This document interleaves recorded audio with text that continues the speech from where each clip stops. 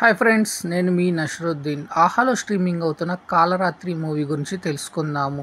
ఈ మూవీ 2 గంటల 4 నిమిషాల రన్ టైమ్ తోటి ఆహాలో స్ట్రీమింగ్ చేస్తున్నారు. ఈ మూవీ 2023లో మలయాళంలో రిలీజ్ అయ్యి సోసోగా ఆడిన ఈ చిత్రాన్ని ఇప్పుడు ఆహాలో తెలుగులో డబ్ చేసి స్ట్రీమింగ్ చేస్తుంది.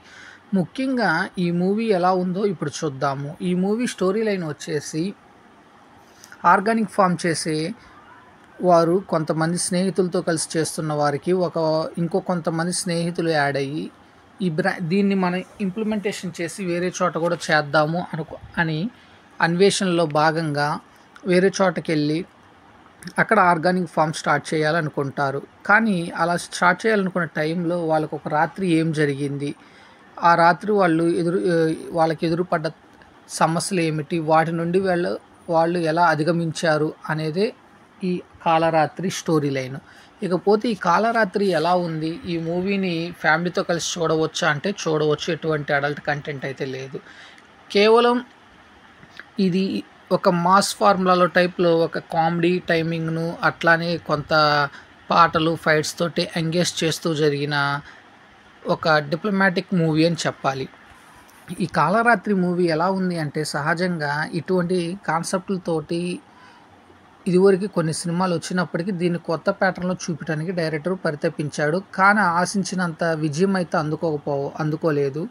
కారణము ఫస్ట్ హాఫ్ అంతా ఒక కామెడీ టైం తోటి కామెడీ ల్యాక్ చేస్తూ చూపిస్తాడు. సెకండ్ హాఫ్కి ఫస్ట్ హాఫ్కి కొంత పొంతన లేకుండా చూపించడంతో ఎక్కడ ప్రేక్షకుడు కన్విన్స్ అయ్యే విధంగా ఉండదు.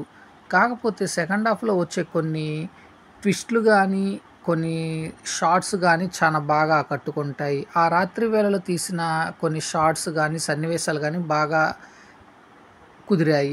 అలానే ఇందులో యాక్ట్ చేసిన ఫ్రెండ్స్ మొత్తం మలయాళీ యాక్టర్స్ కాబట్టి మనకు అంత అవగాహన ఉండకపోవచ్చు. కాకపోతే తెలుగులో డబ్ చేసిన విధానానికి అంతగా మెప్పించలేదు. ఎందుకనంటే తెలుగు వాళ్ళకి డబ్బింగ్ అనేది కుదరలేదు. అట్లానే సినిమాటోగ్రఫీ పాయింట్ ఆఫ్ వ్యూలో చూసుకున్నట్లయితే విజువల్స్ పరంగా బాగానే చూపించారు.